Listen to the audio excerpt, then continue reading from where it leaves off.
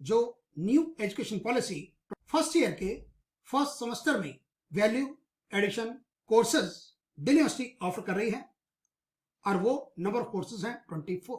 8th number पर है financial literacy का पेपर। ये वैल्यू एडिशन कोर्स का पेपर 2 क्रेडिट्स का है और इसमें एक थ्योरी लेक्चर है और एक प्रैक्टिकल लेक्चर है। प्रैक्टिकल का मतलब है 2 घंटे का।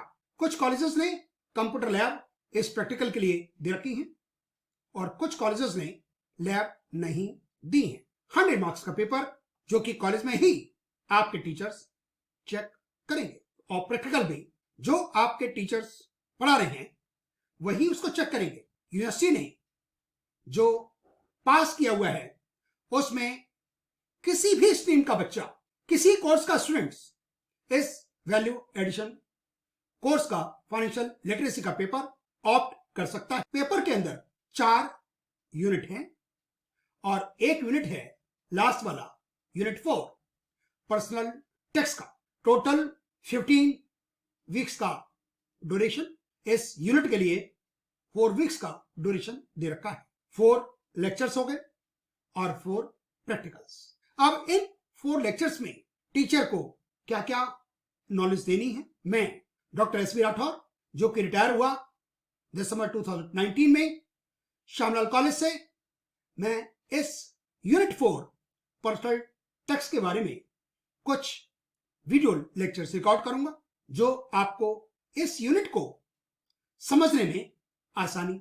मेरी वेबसाइट है www.taxclasses.in और मेरा यूट्यूब चैनल है टैक्स डॉक्टर। हम इस फाइनेंशियल लिटरेसी के पर्सनल टैक्स वाले यूनिट में हम कराएंगे आपको ITR 1 और क्योंकि इसमें नॉन कॉमर्स के स्टूडेंट्स हैं, हिंदी ऑनर्स के स्टूडेंट्स हैं, इंग्लिश ऑनर्स के स्टूडेंट्स हैं, इकोनॉमिक्स के हैं, मैथमेटिक्स के हैं, पॉलिटिकल साइंस के हैं, हिस्ट्री के हैं, ऐसे स्टूडेंट्स जिन्होंने +2 में कॉमर्स नहीं पढ़ी उनको हम सरल भाषा में, सिंपल लैंग्वेज में हम कोशिश करेंगे कि आपको यूनिट ये 4 समझ में आ सके। इसके हम क्या क्या कंटेंट्स हम इसमें इंक्लूड करेंगे। हम बताएंगे कि पैन नंबर क्या होता है, इनकम टैक्स रिटर्न जब सबमिट की जाती है तो उसमें पीरियड कौन सा है, किस ईयर की इनकम होती है, असेसमेंट ईयर क्या होता है, प्रीवियस ईयर क्या होता है, क्योंकि जब आप ITR 1 का फॉर्म देखेंगे तो उसमें ये सब चीजें आपको देखने को मिलेगी। हमारे पास 5 हेड्स ऑफ इनकम होती हैं। जो भी इनकम होती है वो 5 हेड्स के अंदर आ जाती है। सैलरी होती है जहां पर एम्प्लॉयर एम्प्लॉय रिलेशनशिप होगा। हाउस प्रॉपर्टी होती है, आपका मकान है, आपने किराए पर दे दिया, उससे आपको इनकम आ रही है। बिजनेस प्रोफेशंस होता है, चाहे वो शॉपकीपर हो, ट्रेडर हो, होलसेलर हो, प्रोफेशनल्स हो, उसको हम इनकम फ्रॉम बिजनेस प्रोफेशंस बोलते हैं। कैपिटल गेन, आपने कोई लैंड बिल्डिंग खरीदी, उसको बेच दिया, आपने शेयर्स खरीदे, बेच दिया, गोल्ड खरीदा, वो बेच दिया, उसको हम कैपिटल गेन के टॉपिक्स में कवर करते हैं। जो इनकम कहीं कंसिडर नहीं होती, जो इनकम किसी हेड में नहीं आई, सैलरी में, प्रॉपर्टी में, बिजनेस प्रोफेशंस में, कैपिटल गेन में, वो एक रेजिडरी हेड होता है। Income from other sources, saving bank का इंटरेस्ट है, फिक्स डिपॉजिट का इंटरेस्ट है, सीनियर सिटीजन सेविंग स्कीम का इंटरेस्ट है, आपको डिविडेंड मिल गया, आपके पास शेयर्स हैं, आपकी लॉटरी निकल आई, बिग बॉस से इनकम हो गई, और ऐसी ही इनकम जो किसी हेड में नहीं आ पा रही, ये आपकी चॉइस नहीं होती कि आप किसी भी इनकम को किसी भी हेड में डाल देंगे, ऐसा नहीं। इनकम टैक्स लॉ है, उसका बकायदा बजट आता है। जो हमारी इनकम हुई, हम टैक्स बचाने के लिए कुछ सेविंग्स करते हैं, PPF में कर देते हैं, PF में कर देते हैं, मेडिकल इंश्योरेंस ले लेते हैं, डोनेशंस कर देते हैं, prime minister national relief fund में कर देते हैं, PM केयर फंड में कर देते हैं, उसको हम डिडक्शंस बोलते हैं। फिर निकलती है टैक्सेबल इनकम। नो डाउट कुछ ऐसी इनकम्स होती हैं जो टैक्स के दायरे से बाहर होती हैं, जैसे पब्लिक प्रॉविडेंट फंड का इंटरेस्ट हो गया, पहले डिविडेंड पर टैक्स नहीं लगता था, उनको बोलते हैं एग्जेम्प्टेड इनकम। फिर जो टैक्सेबल इनकम निकलती है डिडक्शंस के बाद, फिर स्लैब्स 2.5 लाख तक कोई टैक्स नहीं लगता। नॉन सीनियर सिटीजन बन जाते हैं यदि आपकी एज 60 साल से ऊपर हो जाती है, लेकिन 80 से कम। यदि आपकी एज हो गई 60 क्रॉस हो गई तो आप बन गए सीनियर सिटीजन। फिर आपके लिए 2.5 लाख वाली इनकम फ्री नहीं रहेगी, फिर रहेगी 3 लाख। जी हाँ, और यदि आप हो गए 80 के 8 ईयर्स तो हो जाती है 5 लाख एग्जीक्यूशन लिमिट। फिर शुरू होती है स्लैब। ओल्ड रिजीम है, नया टैक्स रेट रिजीम है। ओल्ड रिजीम में 2.5, नॉन सीनियर सिटीजन की बात करें तो 5 लाख तक, 5 लाख से 10 लाख 20% और 10 लाख से ऊपर 30%। सरचार्ज भी होता है, हेल्थ एजुकेशन सेस भी लगता है। लेकिन यही सीनियर सिटीजन हो जाए 60 साल से ऊपर तो फिर एग्जीक्यूशन लिमिट हो गई 3 लाख।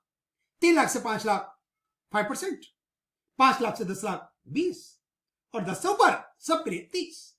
और यदि कोई हो गया 80 साल का तो 5 लाख तक कोई टैक्स नहीं, 5 लाख से 10 लाख 20% और 10 लाख से ऊपर 30%। हमारे यहां प्रोपोर्शनल टैक्स नहीं है, जीएसटी की तरह नहीं है, स्लैब्स है। पहली स्लैब 5%, फिर 20, फिर 30, फिर सरचार्ज भी शुरू हो जाता है, टैक्स पर टैक्स। फिर सरचार्ज के भी कई रेट्स हैं। 10% है अप टू 1 करोड़ 50 लाख से 1 करोड़ की इनकम, 1 करोड़ से 2 करोड़ 15%, 2 करोड़ से 5 करोड़ 25% और 5 करोड़ से ऊपर 37%। और एक मजेदार बात और है, यदि आपकी इनकम टैक्सेबल, जिस पर हम टैक्स कैलकुलेट करते हैं, जो डिडक्शंस के बाद निकलेगी, यदि वो 5 लाख तक है तो आपको रिबेट मिलती है और मैक्सिमम रिबेट 12,500 है। इनकम टैक्स का पेपर बहुत इंटरेस्टिंग है और जिंदगी में ये आपको काम आएगा ही। इसलिए मेरा कहना यह है, इस पेपर को, वैल्यू एडिशन कोर्स के पेपर को, और खास तौर पर यूनिट फॉर यूनिट आपको ध्यान से समझना चाहिए। आप आगे वाली जिंदगी में सैलरी कमाएंगे, बिजनेस करेंगे, तो ये टैक्स रेट्स तो आपको जानना जरूरी है, आपको समझ होना चाहिए। फिर जहां भी आपका एम्प्लॉयमेंट होगा वो टीडीएस काटेगा, आपकी सैलरी पर टीडीएस काटेगा। यदि आपका रेंट आ रहा है और वो 1 लिमिट से ज्यादा है तो आपका टेनेंट पे टैक्स काट लेगा। आपको बैंक में एफडीआर अपने करा दी, उस पर इंटरेस्ट मिल रहा है, उस पर भी टीडीएस कटता है 10%, लेकिन लिमिट्स है। सेविंग बैंक इंटरेस्ट पर कोई टीडीएस नहीं कटता। आपकी लॉटरी निकली, उस पर भी टीडीएस कटता है। टीडीएस काटने का पर्पस ही गवर्नमेंट का ये है कि आप टैक्स की चोरी ना कर सकें। जो देने वाला है उसी की ड्यूटी मिल जाती है टैक्स काटना। फिर आप अपनी आईटीआर सबमिट करते हैं। जी हाँ, इनकम टैक्स रिटर्न। अब इस रिटर्न की लास्ट डेट भी होती है। कई तरह के आईटीआर फॉर्म्स होते हैं। आईटीआर 1 है, 2 है, 3 है, 4 है, 5 फर्म के लिए होता है, 6 कंपनी के लिए होता है, 7 ट्रस्ट के लिए होता है। आईटीआर 1 सबसे छोटा फॉर्म है, हम आपको वही कराएंगे जिसमें सैलरी होगी, पेंशन होगी, पेंशन को भी सैलरी एडमी टैक्सेबल करते हैं। हाउस प्रॉपर्टी होगी, एक मकान से ज्यादा हो गया तो फिर आप आईटीआर 1 ही सबमिट कर पाएंगे, फिर आईटीआर 2 सबमिट करनी पड़ेगी आपको। कैपिटल गेन की बात हम आईटीआर 1 में नहीं करेंगे। अभी आपका पहला समस्या, हम आप पे ज्यादा बटन नहीं डालेंगे।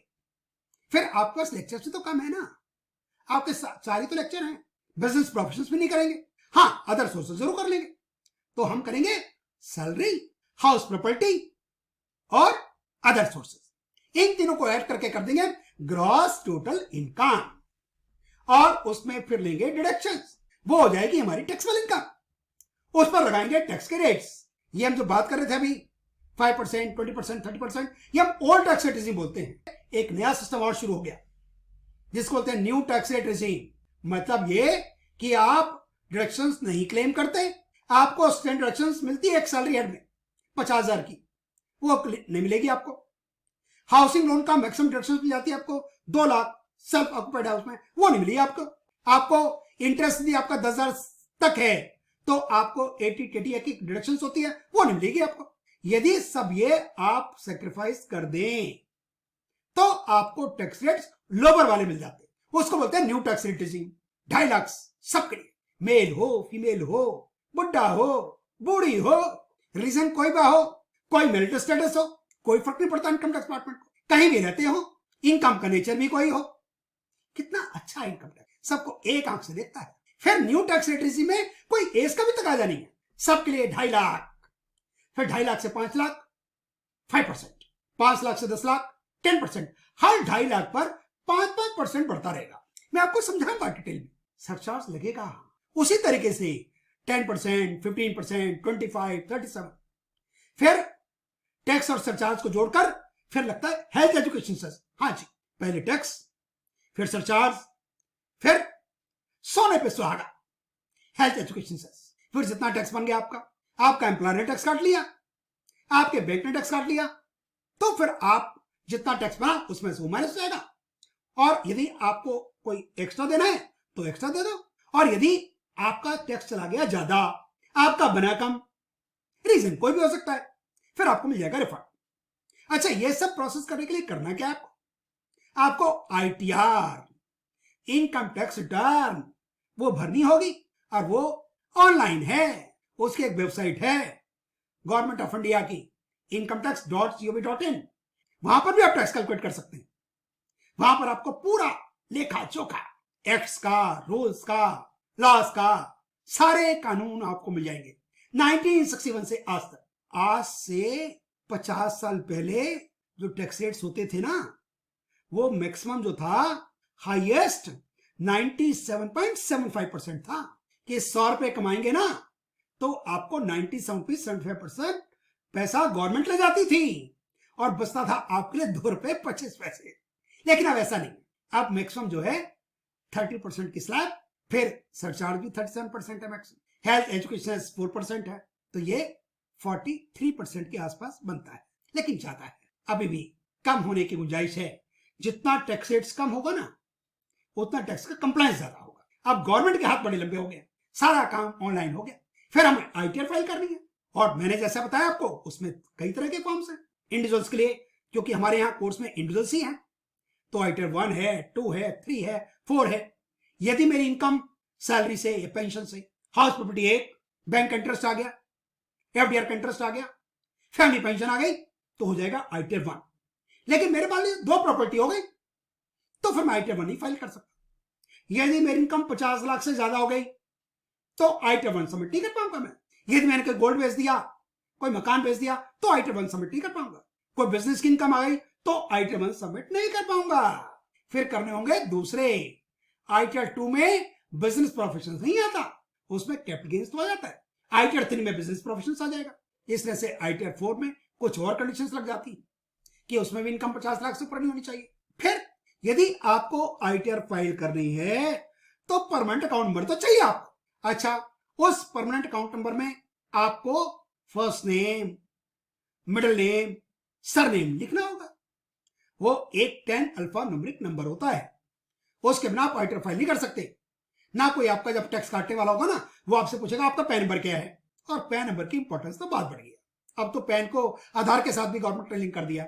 इस पैन कार्ड में आपका नाम लिखा होगा, फादर्स नेम लिखा होगा, डेट ऑफ बर्थ लिखी होगी। इसमें नाम के आगे प्रोफेसर नहीं लिखा होगा, नाम के आगे डॉक्टर नहीं लिखा होगा, ना लेफ्टिनेंट कर्नल। जो फीमेल्स हैं उनके भी पिताजी का नाम होता है, इसमें हस्बैंड्स का नाम नहीं होता। पैन कार्ड में एड्रेस नहीं होता, पैन कार्ड में मिस, कुमारी, मिस्टर, ये कुछ नहीं होता। पिताजी के नाम के आगे नहीं लगता। ये पैन नंबर होगा 10 अल्फा न्यूमेरिक, पहले 3 डिजिट सीरीज की होंगी, फिर P फॉर इंडिविजुअल, यदि कंपनी का पैन नंबर होगा तो C होगा, फर्म का F होगा, फिर सरनेम होता है। जैसे मेरा SV राठौर, तो मेरा AAA, P फॉर इंडिविजुअल और R फॉर राठौर। जी हाँ, फिर 4 होंगे न्यूमेरिकल, और लास्ट में होगा अल्फा चेक।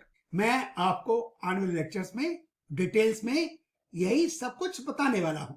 आपको ये मेरा इंट्रोडक्टरी लेक्चर कैसा लगा, आप मुझे जरूर लिखेगा। Thank you very much.